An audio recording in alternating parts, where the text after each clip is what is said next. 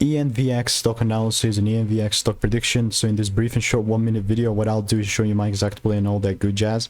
I'm the only guy in the space with 42,000 videos over 5 years, so I've personally seen what's printing me money and what's not. Now, especially looking at Enovix Corporation, it's still in a bearish market. You know, I know it pumped up, and then like yesterday, then today we have a 5% correction. But when you're really looking at it from a broader picture, the one thing that will make sense for me is if there's a full candle close above, you know, 1289 or something. It's not there yet. So ENVX, I mean, even if I pop up here, you can see that I have like one result. The only thing that would matter is shift, right? And I mean, in this particular instance, am I gonna randomly sell? Not necessarily, but rules must be met.